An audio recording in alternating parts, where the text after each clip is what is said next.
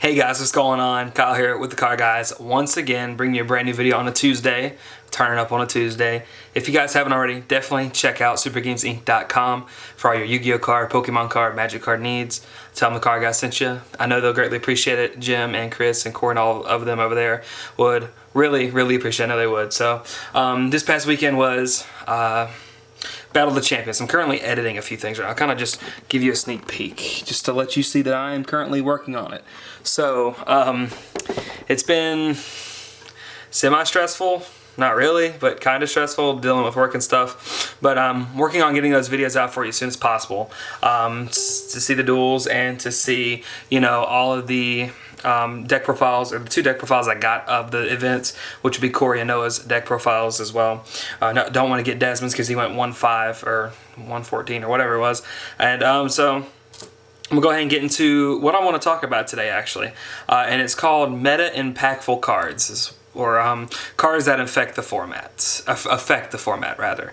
And you know, I looked at a lot of cards and I asked a lot of people, and I put it on Zodiac as well just to see what other people would kind of say, for example. But I mean, a lot of people say, you know, like ban cards, like let's Heavy Storm, let's do this, let's do that. Well, of course that, you know, a lot of cards come to mind in regards to talking about those. It'd be like Rescue Cat, it'll be like Dark Strike Fighter, it's like Mass Driver, Heavy Storm per se, which I think actually needs to come back into this game.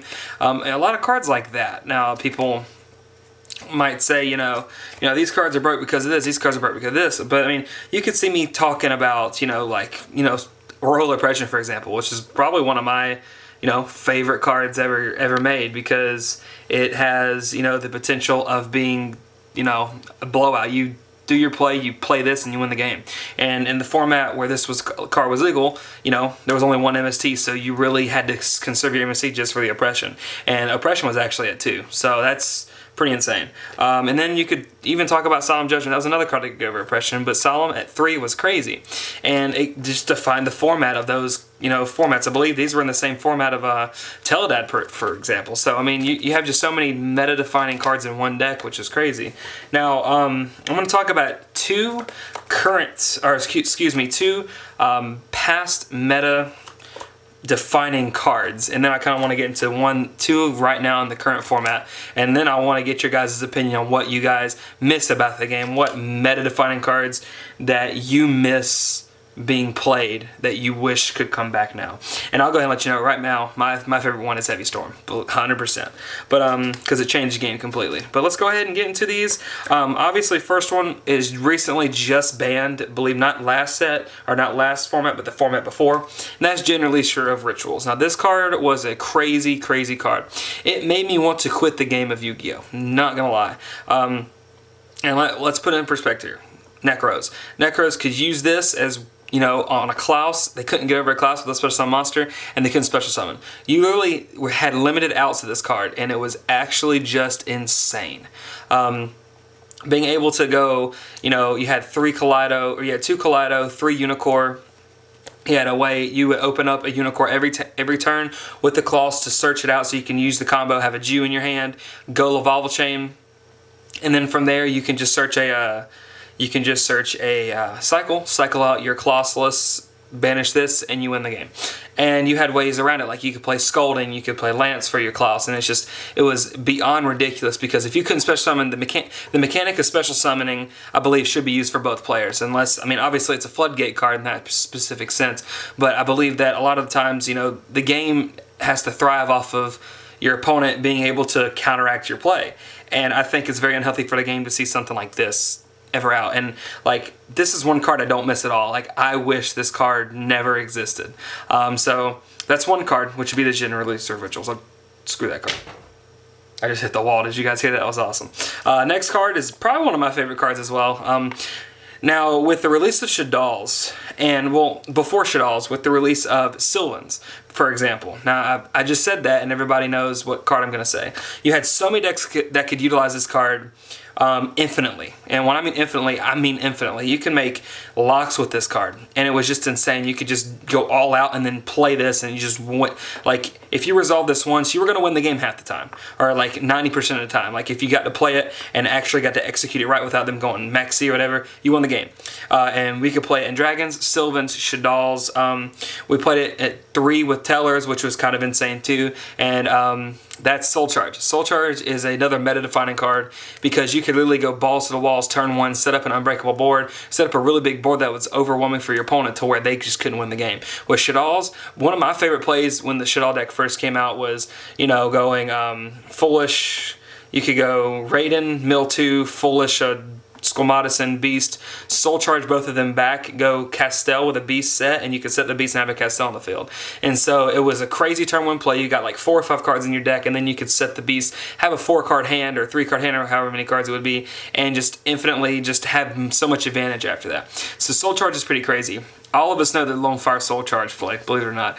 Lone Fire, get out Hermitry, bam, nut. And that's pretty much how it was. And Sylvans was probably one of my favorite decks to play as well because it took a lot of, you know, thought process, and you had to legally stack your deck. So it was pretty crazy to see the types of plays you can make. I believe with this one card alone, Blair and I at 2014 Nationals in Detroit, funny story, the alarm went off, and we sat there with him. It was me, Demarie, Anthony, Wynn, and Blair. And we sat there and out in the hall while the alarm was going off, but mind you, at 2 o'clock in the morning, the day before Nationals, me and Blair were trying to come up with the most broken plays with this. So if you open up Lone Fire Soul Charge, I believe one of the plays we had, if we had a tree in our hand, the level 7 tree, Sage Koya, you could literally go, I believe it was Felgrand, Stardust, Spark, Draco Sack with the Vanities. That's insane. So, you know, the kind of cool plays you can make with this was insane. We called it living the dream because it really was living the dream. Your opponent would sit there and just did not know how to out that, and it was just like, you know, what do I do? But I'm going to go ahead and get into 2 cards that I think really define this format right now. And we're seeing it with all the Pepe decks running around, or the PP decks, or the Perform Age Pendulum decks per se. And both of these cards probably, I believe, are self-explanatory if you guys haven't guessed it already. We're looking at Brilliant Fusion and Wavering Eyes. Now, I'm going to get into Brilliant Fusion first because this card's broken. So we've been saying this every single day since probably ARG Nationals. My buddy Zane, Dion, and JP played us a Teller build with this, and a lot of other people were playing it as well, but this card enables so many different ways to start your engine per se.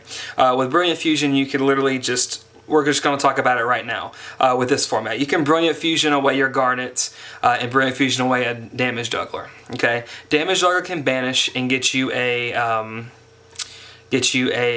Plush Fire, which will start your Luster combo, and then on top of that, your Garnet's in the grave for your Mass Chameleon play later on in the game. So you can literally just pendulum or just normal summon out once that Sarah Knife's off the field, or if you want to, you can just pendulum summon 2 cards out and whatever. But it's a 0 defense monster where you can just bring out, you know, the Garnet and then go straight into Omega. So that's a crazy, crazy card already. You have an Omega and you have your set scale where you can, you know, Luster Plush play, go into another rank 4, and then just, what do you know? You can Wavering Eyes everything and just win the game from there.